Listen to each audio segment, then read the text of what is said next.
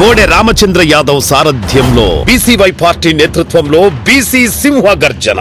BC రక్షణ చట్టం అమలు, రాజధానిలో బీసీలకు 1000 ఎకరాల భూ కేటాయింపులు, బీసీ కార్పొరేషన్లకు నిధులు, సమగ్ర కులగణనతో విద్యా, ఉద్యోగ, ఉపాధి, చట్టసభల్లో 44% రిజర్వేషన్లు ప్రధాన ఎజెండాగా ఈ నెల 22న విజయవాడ గుంటూరు హైవే నాగార్జున యూనివర్సిటీకి ఎదురుగా జరగనుంది. ఈ చారిత్రాత్మక ఘట్టంలో భాగస్వాములు కావడానికి బీసీ సోదర సోదరీమణులందరినీ సాదరంగా ఆహ్వానిస్తున్నాం. కదలిరండి, మన ఐక్యతను చాటుదాం. ఏమనేది ఉంటుంది. సో పెద్దవాళ్ళు కూడా అంటే they have decided very clear. ఇక్కడ 2039 వరకు అంటే వాళ్ళ డెసిషన్. నా ప్రకారం అయితే లైఫ్ లాంగ్ ఉంటుంది, ఇదే కానీ కొనసాగుతే మన ఎన్డీఏ ప్రభుత్వం. బట్ ఆయన ప్రకారం 2039. సో నాకేమనిపిస్తుంది అంటే వైఎస్ఆర్సీపీ పార్టీలో కొంతమంది మంచి వాళ్ళు ఉండొచ్చు. మీరు రేపు మనకి 2029 ఎలక్షన్స్కి ఒక 50 సీట్లు పెరుగుతున్నాయి. మీరు ఆలోచన చేసుకోండి. మన పార్టీలో ఎన్డీఏ ప్రభుత్వంలో అంటే తెలుగుదేశం పార్టీనా, జనసేననా, బీజేపీనా చూసుకొని అట్లీస్ట్. ఎందుకంటే అక్కడ ఉంటే మాత్రం అసలు మీకు పుట్టగతులు అనేది ఉండదు, అసలు గెలిచే పరిస్థితి అయితే ఉండదు. కొంతమంది బాగుండే వాళ్ళు అట్లీస్ట్ ఆలోచన చేసి వచ్చేదానికన్నా ప్రయత్నం చేసుకుంటారని నేను భావిస్తున్నా. అలాగే ఇంకో అడ్వైస్ నా సైడ్ నుంచి ఏమంటే, వైఎస్ఆర్సీపీ పార్టీకి నేను మా తెలుగుదేశం పార్టీ తరఫున లీగల్ అడ్వైస్ ఇస్తాం. మీకు ఏమైనా హోటల్ కావాలంటే హోటల్లో పెట్టుకునేదానికి ఇస్తాం, అడ్వకేట్లకు కూడా కావాలంటే ఖర్చులు ఏమన్నా ఉంటే ఇస్తాం. ఎందుకు చెప్తున్నానంటే ఈ పాయింట్, మీరు జగన్మోహన్ రెడ్డిని మార్చేయండి. జగన్మోహన్ రెడ్డిని మార్చే విషయంలో we are fully going to support. మాకు కూడా అపోజిషన్ లేదండి. అసెంబ్లీలో పోయి కూర్చుంటే అస్సలు మా వాళ్ళు అయితే ఫస్ట్ టైమర్స్ అయితే ఎంత బాధపడుతున్నారంటే, సార్ మేము నేర్చుకోలేకపోతున్నాం, అపోజిషన్ లేదు.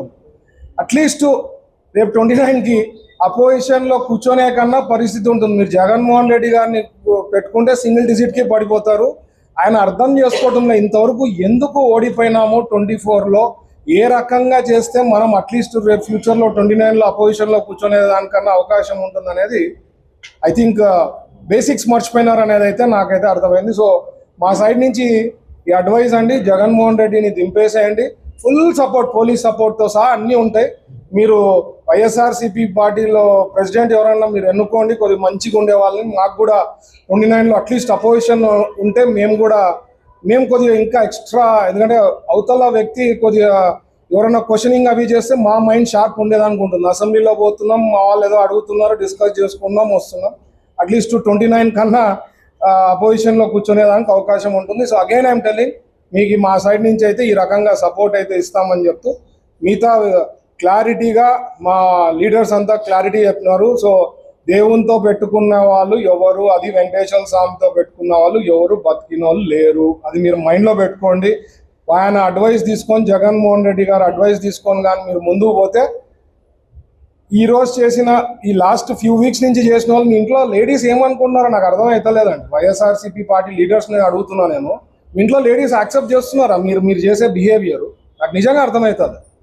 సో పోయి కొద్దిగా ఇంట్లో అడగండి. అట్లీస్ట్ మీరు ఎట్లయినా వేరే వాళ్ళని అడగారు, అట్లీస్ట్ పోయి మీ ఇంట్లో మీ వైఫ్స్నో, బెటర్ హాఫ్స్నో అడగండి, ఏ రకంగా అనుకున్నారు, అసలు కరెక్టేనా మేము చేసేది అంటే వాళ్ళే చెప్తారు. ఎందుకంటే దే ఆర్ వెరీ నాలెడ్జబుల్. మనం హౌస్ వైఫ్స్ అనుకుంటారు కానీ they are very very knowledgeable. So వాళ్ళు పోయి అడగండి, they will be able to guide you.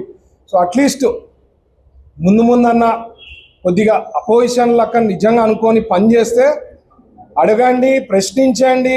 మాకు ఏ రకంగా పనులు చేయించుకునేకి మేము ఎక్కడైనా మిస్ అవుతుంటే కరెక్ట్గా ప్రశ్నిస్తే మేము షార్ప్ అయ్యి కరెక్ట్గా చేసుకునేదానికి అవకాశం ఉంటుంది. అంతేగాని ఇట్లాంటి చిల్లర చేష్టలు, చిల్లర పనులు చేస్తే మాత్రం దేవుడే మీకు చూసుకుంటారు. ఇప్పటికే మీకు 2 నామాలు పెట్టారు, రేపు ఇంకో సింగిల్ నామం కూడా రావచ్చేమో 29లో.